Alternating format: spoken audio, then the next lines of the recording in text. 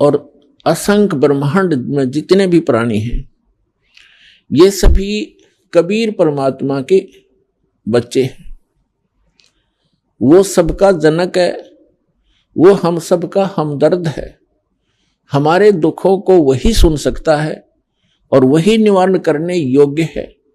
अन्य कोई सक्षम भी नहीं है। हम चाहे किसी के सामने अपनी एप्लीकेशन, अपनी अरदास लगाए बैठे रहें, जो काम मुख्यमंत्री स्तर का हो और हम अरदास लगाते हैं पटवारी के सामने, तो हमारे जैसा मूर्ख नहीं, तो सारी उम्र लगाए बैठे रहे वहां दरखास्त, वो कुछ नहीं कर पाएगा। तो जिन भगवानों की, जिन देवी देवताओं की हम पूजा किया करते थे, जिनसे हम अपने सुख की डिमांड किया करते थे, वो सुख दे ही नहीं सकते। ये तो कबीर परमेश्वर जो सर्वशक्तिमान है, सर्वसक्षम है, जो हमारे मस्तिष्क के अंकों को भी बदल देता है, केवल उसी परमात्मा के सतर का काम था। हमारे को आज तक उस परमात्मा का ही ज्ञान नहीं हुआ कि वो परमात्मा कौन है। आत्मा जिस दिन से भगवान से बिछड़ी थी और इस काल के साथ यहां आगे थे, उसी दिन को इसको एहसास हो गया था कि मेरे से बहुत बड़ी गलती हुई है और मेरा बहुत बड़ा, एक बहुत ही जो सुख में सथल छूट गया है, जैसे मेरा कुछ खो गया है। इसने हमारे को इस त्रिगुणमयी माया के द्वारा सबको मदहोश कर दिया। सबसे पहले इस काल ने 3 पुत्र उत्पन्न किए दुर्गा के संयोग से। दुर्गा इस काल भगवान की पत्नी है, हम जिसके लोक में रह रहे हैं। 21 ब्रह्मांड का ये प्रभु है, स्वामी है, ये इतना गॉड और रब है। तो इसने हमारे को यहां फंसाए रखने के लिए सबसे पहले यह भांग तैयार करी, रजगुण युक्त किया अपने बड़े पुत्र ब्रह्मा जी को और सतगुण युक्त किया अपने मंझले पुत्र, बिचले पुत्र विष्णु जी को, और सबसे तीसरे नंबर के अपने पुत्र शंकर को, शंकर जी को इसने तमोगुण युक्त कर दिया। अब ना इन ब्रह्मा विष्णु महेश के बस की बात है।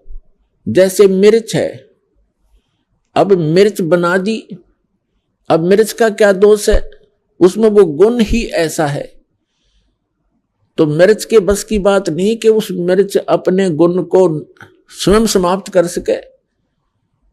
इसी प्रकार ये तीनों देवता भले ही अपने लोकों में रहते हैं, ऊपर के ऊपर अपनी इनकी तीनों की अलग से राजधानियां हैं, वहां से बैठकर ये 3 लोक के प्राणियों को, पृथ्वी लोक, ऊपर स्वर्ग लोक और नीचे पाताल लोक के, इन तीनों लोकों के प्राणियों को ये प्रभावित कर रहे हैं। ये इनके इंचार्ज बना रखे हैं। ये 3 मंत्री समझो, एक एक विभाग के, रजोगुण विभाग के ब्रह्मा जी, सतोगुण विभाग के विष्णु जी और तमोगुण विभाग के ये शंकर जी। अब जैसे रसोई के अंदर मिर्चों का छोंक लगाया जाता है, मूल वस्तु साकार रूप में रसोई के अंदर है मिर्च और सब्जी, और उस मिर्चों की वहां से निकली हुई वो सूक्ष्म तरंग, उसका जो प्रभाव अन्य कक्षों में, अन्य रूम्स में बैठे हुए प्राणियों को, घर के सदस्यों को भी प्रभावित कर रही है और उनको छींकें आनी शुरू हो जाती है। तो उन व्यक्तियों की बस की बात नहीं कि वे छींकों को रोक सकें। तो पुण्यात्माओं, आप और हमको, इंक्लूडिंग ब्रह्मा विष्णु महेश जी को, इस काल भगवान ने हमारे को विवश करके यहां रखा हुआ है।